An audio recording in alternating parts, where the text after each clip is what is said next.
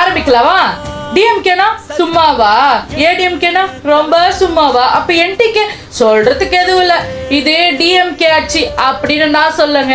எக்ஸிஎம்மா இருந்தா ஸ்டாலின் சார் தான் சொல்றாரு. எதனால அப்படி சொல்றாருன்னா, அவர் ஆட்சி காலத்துல அறிமுகப்படுத்தின மகளிர் உரிமை திட்டம், தமிழ் புதல்வன் திட்டம், தமிழ் புதல்வி திட்டம், இது மூன்றுமே இப்போ நடைமுறையில இருக்கிறதுனால இது டிஎம்கே ஆட்சி அப்படின்னு சொல்லியிருக்காரு. இப்போ சிஎம்மா இருக்கக்கூடிய தமிழக வெற்றி கழகத்தோட தலைவர் திரு சி ஜோசப் விஜய் அவர்கள் என்ன பண்ணிருக்காருன்னா, அம்மா உணவக திட்டத்தை அமல்படுத்த போற அப்படின்னு சொல்லியிருக்காரு. இதனால ஒரு சிலர் கேட்பாங்க, இது அப்ப ஏடிஎம்கே ஆட்சியா அம்மா ஆட்சியா அப்படின்னு சொல்லிட்டு. அப்படிலாம் எதுவும் கிடையாதுங்க.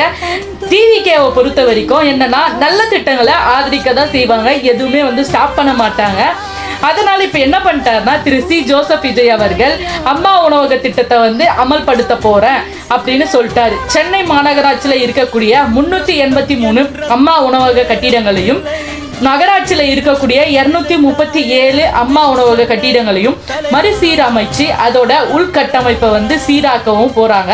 அண்ட் தென் அந்த ஃபுட்டோட குவாலிட்டியை ரொம்ப நியூட்ரியண்டாவும் தரமானதாகவும் ஏழை எளிய மக்கள் கொடுக்க போறதாகவும் சிஎம் சார் உத்தரவிட்டிருக்காரு.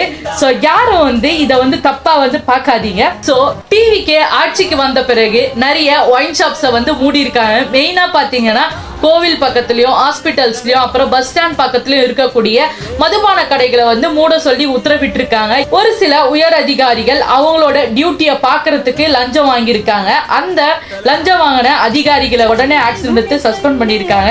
இதுதாங்க நம்ம டிவிக்கு ஆட்சிக்கு பெருமையாகவும் பார்க்குறேன்.